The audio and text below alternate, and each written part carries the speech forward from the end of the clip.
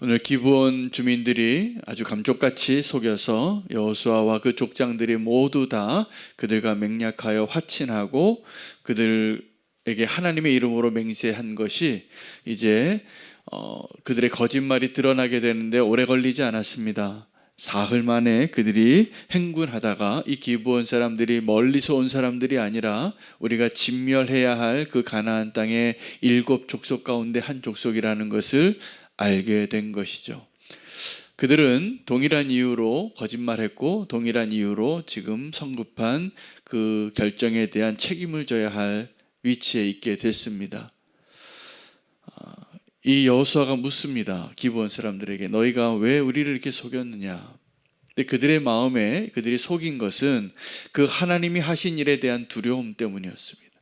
자기들이 진멸당할 것을 알았던 것이죠. 그래서 어떻게든 살아보려고 거짓말을 한 것이었고, 여호수아는 이제 그 거짓말에 대한 이제 대가로 그들에게 저주를 합니다. 너희를 살려둘 터인데 우리가 맹세했기 때문에 너희는 이 이스라엘과 함께 거하면서 우리의 한 가족이 되는데 종과 같이 살아야 된다. 나무를 베고 물을 깃는 자가 되리라.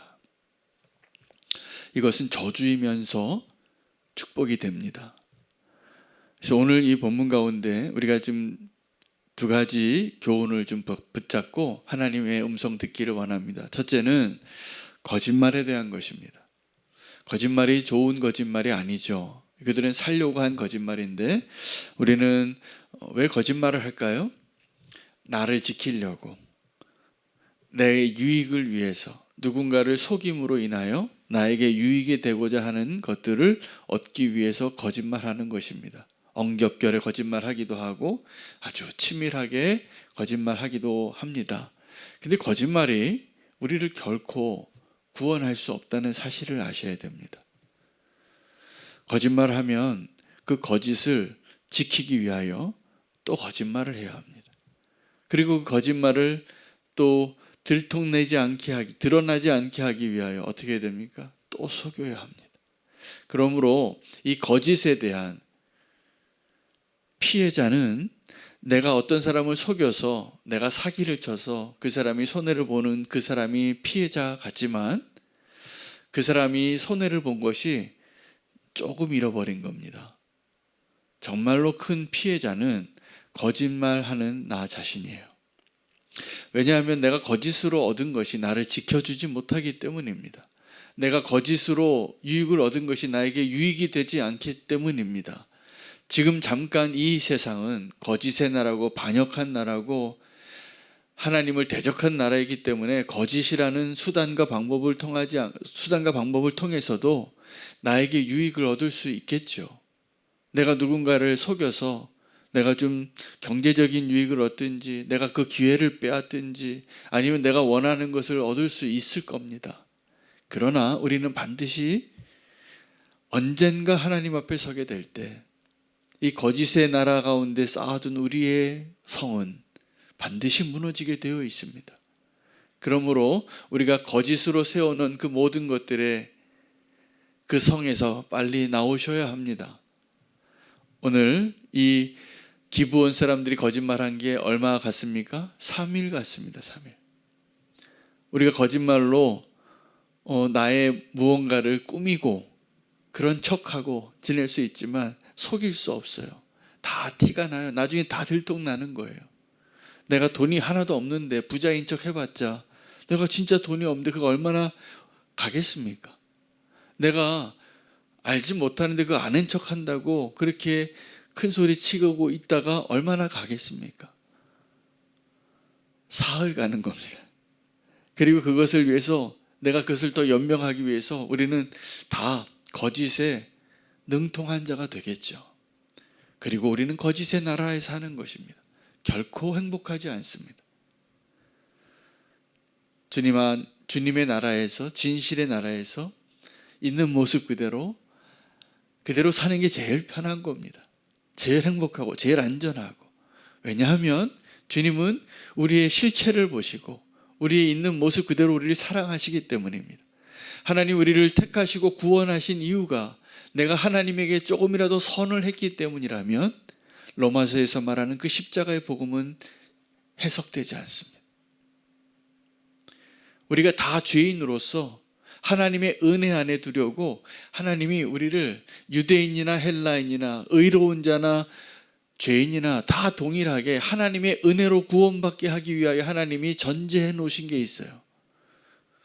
죄의 멍에 아래 일단 두시는 것. 그리고 우리를 구원하시는 동일한 은혜로, 동일한 사랑으로, 오직 믿음으로, 하나님의 선하심으로 우리가 구원을 함께 얻는 것입니다. 거짓의 나라에서 나와서 하나님의 그 은혜 가운데 들어갈 수 있는 저와 여러분 되시기를 바랍니다. 이제 그들이 이 기브온 사람들이 정말 너무나 특별한 은혜를 누리게 됩니다. 이 여호수아와 족장들이 한 맹세가 있기 때문에 그 맹세 때문에 그들을 살려두어야만 했어요. 죽이면 안 돼요. 죽여야 할 사람인데, 죽여야 할 7 족속 중에 하나라는 것이 3일 만에 드러났는데, 그들이 그들에게 살 길을 주는데 저주하면서 사는 겁니다. 너희는 우리랑 함께 있지만 물기 있고 나무 패는 일을 해라. 그 허드렛 일, 힘든 일, 종이 해야 할 일들을 하면서 우리와 함께 행진하고 우리 가운데 거하게 되리라. 그리고 그들은 이스라엘과 함께하는 그 총회에 들어갔어요, 사실은. 그래서 그 동일한 하나님의 언약의 백성이 된 거예요. 그것이 얼마나 큰 은혜인가를 우리가 다음 장 보면 압니다. 여호수아의 평생에 가장 위대한 싸움이 나옵니다. 내일 설교 본문인데 태양아 멈추어라 그래요. 태양아 멈추어라. 놀라운 기적이 일어나요. 근데 그 기적의 싸움이 누구 때문에 시작이 되냐 하면 이 기브온 사람들 때문이에요. 7 가나안 족속이, 이 기브온이 적지 않은 지파였습니다. 근데 이들이 그 7 군대하고 함께 힘을 뭉쳐서 모아서 지금 진군해 오는 이스라엘 백성들과 싸워야 되는데 어떻게 한 겁니까? 살짝 빠져서 그들의 편에 쓴 거예요. 그들의 하나님을 인정하고 두려워서 그들이 기브온을 죽이려고 싸웁니다. 그리고 여호수아는 그 기브온을 지키려고 그들과 싸우는 거예요. 여러분, 우리가 어떤 자인가 하면 오늘 본문에서 묵상해 보니까 우리가 기브온 사람들 같은 자들인 거예요. 순 거짓말하고 나 살아보려고 그렇게 백기를 들고 하나님을 두려워했죠. 근데 우리는 어떤 자들이냐면 반드시 죽을 수밖에 없는 자임에도 불구하고 지금 하나님과 동행하고 있는 자가 된 것이에요. 이 은혜를 깨닫기를 바랍니다. 우리는 자격 없는 자예요. 우리는 하나님의 공동체 안에서도 조금만 지나면 내 기득권을 이야기합니다. 이게 무서운 겁니다. 우리가 하나님의 자녀로 살면서 그 기득권 주장하다가 불행해진 사람이 유대인들이에요.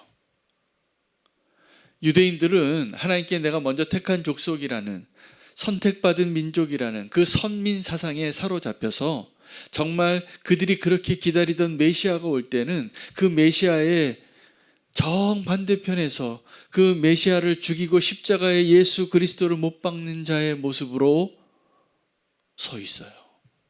왜 그랬을까요? 내가 기득권이 있다고. 내가 먼저 선택받은 자라고. 여러분, 혹시 우리 가운데 어떤 작은 이유에서라도 그런 기득권 때문에 하나님의 은혜의 자리에 들어가는 것에 걸림돌이 되어진다면 그 걸림돌을 치우시기 바랍니다. 이방인들에게도 하나님의 은혜가 필요하고 먼저 선택받은 유대인들에게도 하나님의 은혜가 필요합니다. 우리가 다 은혜의 백성이 되어야 합니다. 은혜의 자녀가 되고, 오늘 보니까 허물이 많이 나와요. 기브온의 거짓말이 허물이고 성급한 결정으로 그 기브온을 죽였어야 하는데 순종하지 못하게 된 성급한 결정을 했던 여호수아와 이스라엘의 족장들의 허물이 보여요. 또 그러한 족장들을 보면서 원망하고 탓하는 백성들의 허물이 보여요. 그런데 주님은 이 허물투성이인 모든 사람들을 다 모아서 하나님의 백성을 만들고 있어요. 그들이 이스라엘입니다. 그들이 교회입니다. 우리가 다 허물이 많습니다. 그런데 그 허물 많은데 그 허물을 서로 지적하고 책망하고 원망하고 살면 어떻게 될까요? 힘든 거죠. 이 행군하기가 어렵습니다. 그런데 하나님의 은혜 안에 거하는 법을 배워야 합니다. 반드시. 이 기브온 사람들이 하나님의 은혜 안에 들어옵니다. 이스라엘과 함께 동행하는 거예요. 그들이 두려워하던 그 하나님을 이제는 나의 하나님으로 부르게 되어진 거예요. 이게 우리의 지금 모습이에요. 우리가 실수해요. 성급하게. 결정을 잘못할 수도 있어요. 그러나 하나님의 언약 백성으로 하나님이 그들을 포기하지 않고 거룩한 그 전쟁을 계속 감당할 수 있도록 우리를 다 불러 모으시는 거예요. 누군가는 성급한 결정으로 허물이 있는 지도자의 모습이 되고 누군가는 그것을 원망하는 백성의 모습이 될 수도 있어요. 그러나 하나님께서 오늘 그 이스라엘을 보면 그 허물 많고 죄 많고 하나님 앞에 아무것도 이야기할 수 없는 그 부족한 자들이지만 거짓말하여서 어떻게든 살아보려고 수단과 방법을 가리지 않았던 자들이지만 다 은혜 안에 우리를 부르시고 은혜로 이끌고 계시는 그분을 오늘 우리가 신뢰하기를 바랍니다. 그래서 죄가 많은 곳에 은혜가 많은 겁니다. 오늘 특별한 은혜를 발견할 수 있는 저와 여러분 되시기를 바랍니다. 그래서 우리가 그 은혜 가운데 있기 때문에 이제 우리는 다시 거짓으로 살지 않고 이제 다시 성급하게 내 마음대로 결정하지 않고 이제 다시 누군가를 원망하는 연약한 백성이 되지 않고 하나님 앞에서 은혜로 살 수 있는 은혜의 행진을 할 수 있는 저와 여러분 되시기를 축복합니다. 오늘 하나님께서 우리